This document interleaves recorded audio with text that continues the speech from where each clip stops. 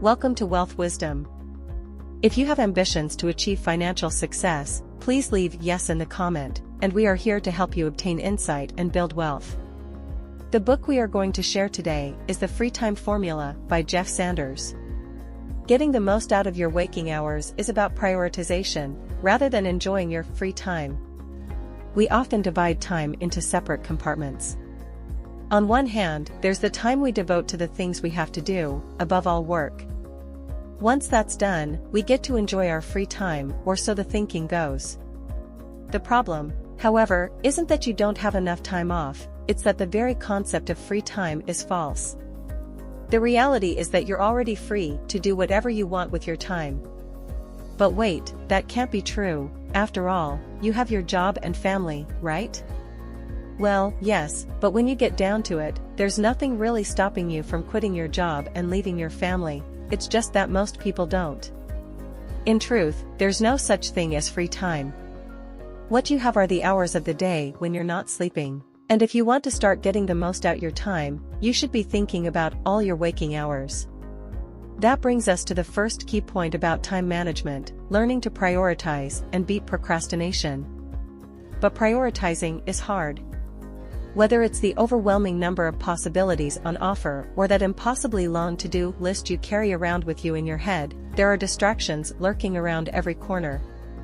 The more you set out to get done, the easier it is to wind up not doing anything. This comes down to the fact that the human brain just isn't very good at multitasking. In fact, it works best when you just prioritize one task. In fact, one of the biggest time management challenges in existence, procrastination, is closely related to poor prioritization. Say you've got an important project that needs wrapping up by the end of the week. If you don't prioritize it, push it to the top of your agenda, and get down to work right now, you'll inevitably end up wasting half the week watering your office plants, surfing the web, and getting bogged down in the minor details of some event that's coming up in 2 months. Needless to say, leaving your most important tasks to the last minute is deeply counterproductive. So how do you learn the art of prioritization? Well, that's exactly what we'll be looking at in the next chapter. Before we continue, if you are interested in this topic, please consider subscribing and give us a thumb up. Let's continue. Setting just one priority for the day ahead helps you focus on your most important commitments. People often talk about their priorities in the plural. That's a common mistake, and a fairly recent one at that. As Greg McKeown, the author of Essentialism, points out, it was only after 1900 that people stopped talking about their priority in the singular. If we want to get a handle on our to-do lists, we'd do well to return to that more realistic way of talking about the things we prioritize. Why? Well, as we've seen, the brain isn't really equipped to deal with multiple jobs at the same time. Ask it to focus on several parallel commitments, and it'll end up losing its focus entirely. In fact, the best the brain can do is rapidly switch from one task to the next. But that's not a sustainable solution. It leads to tiredness and distraction, as you'll doubtless know from the last time you tried to do it. That means your best bet to get something important done is to tune out all distractions. It doesn't matter whether you're writing a report or painting a picture, what you really need is concentration. So switch off your phone, gather the necessary equipment, and find a quiet room. Even better, make sure you've been to the toilet and had a snack before you start. Do that, and you'll have a good few hours to focus on nothing but the task at hand. But wait, let's rewind a second. You can only start that report or painting once you've gotten through everything else on your to-do list, right? Well, no. Getting down to the things that are important to you is all about making them your priority, singular. So take another look at that list and ask yourself whether it's possible to make some edits. Chances are, there will be some tasks on there that you can simply cross out. Take another look and you'll find others that can be taken care of next week. In other cases, you'll find jobs that you could feasibly delegate to someone else. Eliminate all those, and you won't just have a shorter list, you'll also have a much clearer sense of the task you need to start focusing on right now. A short but intensive workout plan is the best way of making time for both work and exercise. There's nothing more important than your health. After all, if you're not in good physical shape, you're not going to be able to take care of your other commitments. That means exercise should be at the center of your plans, rather than an afterthought. But how do you fit it in, especially when you're busy? A good place to start is reminding yourself that making time for exercise isn't a distraction from work, it'll actually help you get through your tasks more efficiently. In fact, you'll most likely be gaining time by freeing up some space in your schedule for your workout routine. That means your number one priority should be exercise rather than work. So start off by penciling in your morning run or midday yoga class, and then add your other commitments around that. But you don't have to spend hours in the gym. In fact, short exercise sessions are much more effective. Just 10 to 15 minutes of working out intensely in the morning is more than enough to set your body up for a productive day. If you've settled on weightlifting to keep yourself fit and healthy, then aim to complete quick bursts followed by 15 to 30-second breathers. And you don't need fancy equipment, free weights or even your own body weight actually work on more muscles than machines. The key is to start out gently and gradually increase the tempo and strenuousness of your workout. Build up slowly, and you'll be amazed at how much you'll achieve in just 15 minutes. The result? You'll feel more focused and ready to take on the world. Decluttering your life and ditching perfectionism are great ways to free up valuable headspace. One of the key insights from today's increasingly popular spiritual teachings is that letting go of unnecessary burdens can help you declutter your home and free up valuable headspace. Like the soundtrack of Disney's Frozen movie, the new mantra seems to be "let it go." That makes a lot of sense when it comes to managing your time as well. Take it from Joshua Becker, the author of Minimalism and one of the eponymous movement's most well-known advocates. Becker argues that getting rid of stuff you don't really need is a liberating experience. It frees up more time and resources, and it cuts a huge amount of stress out of your life. The best place to start is with your wardrobe. Out of all the clothes they own, most people typically wear only about 30% of them on a regular basis. Donating the other 70% to charity doesn't just declutter your home, it also streamlines your day-to-day life, cutting out unnecessary decisions about what to wear and teaching you the true value of the things you have. However, minimalism isn't just about tossing out useless material possessions. In fact, you'll probably gain a whole lot more by jettisoning psychological baggage. Take perfectionism. When Jeff Sanders moved into his new house in Nashville, Tennessee, he inherited a large, dilapidated yard.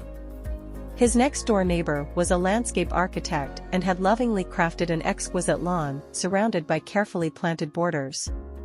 Fired on by his innate perfectionism, Sanders decided he'd do the same thing. He spent hours in the yard working on a design to rival his neighbor's. But he didn't get much about his backbreaking labor of mowing, weeding, trimming, and mulching. He realized that his heart wasn't really in it and, even if it had been, he just didn't have a green thumb. Gardening, it turned out, wasn't an important priority in his life. So rather than wasting any more of his time pursuing this futile project, he decided to abandon the competitive and perfectionistic mindset that had driven him into the garden in the first place. It was a sound decision. He used the energy and time he would have wasted in his yard to write this book. You can optimize your use of time by creating theme days and pooling similar tasks. When Sanders was at college, he found out that his school's cafeteria offered an all-you-can-eat buffet 3 times a day. It was a fantastic deal for a hard-up student, and he soon found himself eating most of his meals there. Soon enough, he was piling on the pounds. Every day was cafeteria day. It wasn't great for his health, but the experience taught him something important. Scheduling themed days is one of the smartest ways to improve your time management. As we've seen, accomplishing the things that matter the most is all about making them your priority, singular. Theme days do just that, allowing you to focus all your attention and energy on one task. That's something Sanders regularly puts into practice. These days, he avoids the cafeteria and devotes days to personal projects like developing a podcast about motivational speaking and coaching. In fact, his whole week is built around pursuing well-defined priorities. He focuses on podcasting on Mondays, marketing on Tuesdays, education on Wednesdays, administration on Thursdays, and meetings on Fridays. Health and exercise fill up his Saturdays, while Sundays are for quality time with his family. Sometimes, however, it's impossible to devote a whole day to just one task. The solution? Bundle similar tasks together to keep your mind focused. So say you've set aside Monday for marketing, and you know you'll spend most of the day working on your computer. That's a great opportunity to get a whole load of related jobs done.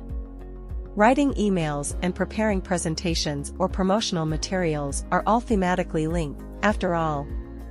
But remember what we said about the brain's inability to multitask? Well, it's important to make sure you divide the day into sections so you can work through one thing at a time. Look for themes to help you do that. You could, for example, put aside a couple of hours for email promotion in the morning and then turn to social media promotion in the afternoon. The key point is that the more specific your bundles are, the greater your efficiency will be as you go through your to-do list. Planning for the unexpected can help you get the most out of your time away from work. We've all been there. The stars align and grant you your wish of an afternoon off, but all you end up doing with those precious hours is binge-watching your way through a SOSO TV series. This is due to the fact that we often fail to plan for the unexpected and don't know how to make the most of unforeseen strokes of luck. Planning to be spontaneous might sound like an odd concept, but it's actually pretty simple. Essentially, it's all about creating a just-in-case list of things you'd like to do. Obviously, it's best to be realistic here and come up with activities that you can feasibly fit into the amount of free time you might end up with. So if it's plausible that you might get a 15-minute breather at work, ask yourself what you could squeeze into a quarter of an hour. For example, it could be a quick yoga session or a brisk walk around the block. Think you might be able to grab an hour away from your desk?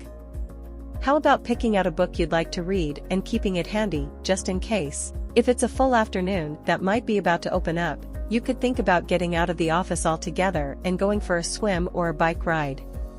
Whatever it is that you end up adding to your list, the most important thing is that it's an activity you'll genuinely enjoy. But even if you don't get an unexpected hour of downtime during the week, you've always got the weekend to look forward to. That's also something you should be planning for. After all, while there's nothing inherently wrong with a low-key couple of days of doing nothing much at all, you're bound to feel much more energized and refreshed come Monday if you've done something memorable. So how do you do that? Well, aim to do something meaningful. If you've always fancied picking up an instrument, the weekend is your ideal opportunity to start practicing your guitar chops. The same goes for learning a language, working out how to fix up old bikes, or going on that hiking tour you've always dreamed about. Social media and distracting thoughts are the two great enemies of making the most of your time. There's no getting around it. Social media is often little more than a mildly entertaining way of wasting time. Sure, it might be fun now and then, but mostly it's the number one reason you don't get important but difficult tasks done. In other words, the downsides vastly outweigh the benefits. That's a great reason to cut out technological distractions if you want to improve your time management. That doesn't mean you have to renounce tech altogether and become a neo-Luddite. What it does mean is that you should start looking at which technologies are helping you achieve your aims and which are undermining your efficiency. Even social media can be of aid to you, as long as you're primarily using it to connect with friends and colleagues or to build your network. But if you're mindlessly scrolling through your Twitter feed or looking at photos on Facebook instead of working on something important, it might be time to rethink your social media usage. How you choose to go about eliminating these kinds of distractions depends on how much of an issue they are for you. Hopelessly addicted to social media? Delete your account. If it's less drastic than that, simply switching off your devices now and again should do the trick. Other options include creating a work-focused computer account and disabling the sites that tend to sidetrack you. But it's not just technology, apps, and smartphones that prevent you from getting down to meaningful or important tasks. Often enough, it's your own meandering thoughts that stand in your way. Concentrating on the work at hand when your brain keeps wandering off is next to impossible. Even worse, losing your train of thought can make that brilliant idea you just had virtually impossible to recover. So what's the solution? Well, it's actually a pretty simple. Make sure you always have a notepad nearby and keep a record of your best ideas before they disappear into thin air. That's a great way of giving yourself a prompt when you return from your daydreams. Just look down at your last entry, and you'll be able to pick up the thread where you left off. Regular sabbaticals can help you beat burnout. Social media isn't the only addiction that prevents us from using our time effectively. If anything, workaholism is an ever greater issue in contemporary society. These days, many executives and CEOs adhere to punishing work regimens, but there are also cases of them making reckless decisions, perhaps driven by exhaustion. The evidence suggests that working yourself too hard is neither healthy nor helpful. Take it from Sanders, a one-time workaholic who fell into precisely this trap. Years of grueling, 100-hour workweeks ended up seriously undermining his well-being. He suffered panic attacks, couldn't sleep, and became dependent on endless cups of coffee to keep him going. But it wasn't just his health that suffered. He also became increasingly irritable and ended up having endless arguments with the companies that had hired him as a productivity consultant. That experience is one of the reasons he wound up writing this book. There just had to be a different, and better, way of doing things. Well, there is. Downtime, Sanders realized, isn't a frivolous luxury, it's an essential part of setting yourself up for success and happiness. So how do you make sure you're getting enough of it? Well, you need to start planning breaks in your schedule. Think of them as sabbaticals, periods of time in which you can recharge your batteries and recenter yourself. The key is to start small and build from there. So take a look at your diary and see what's in store for you tomorrow. Chances are, you'll be able to free up an hour of me time. Now think about the week ahead of you. Can you juggle your commitments around so that you have an afternoon off to unwind? How about next month? Can you find time for a weekend away? Finally, take a look at the big picture. Your aim here is to make space for a proper annual vacation of 2 weeks or more. Do that, and you'll be amazed at how much time you can free up to relax and get away from the daily grind. Free time might feel like an increasingly rare resource, but it's often just a matter of perception. Optimize your day-to-day schedule by following the advice in these chapters, and you'll find that your evenings, weekends, and holidays will become much more enjoyable and meaningful. That's the end of today's sharing. If you like our content, please give us a thumb up and share it with your friends. See you next time.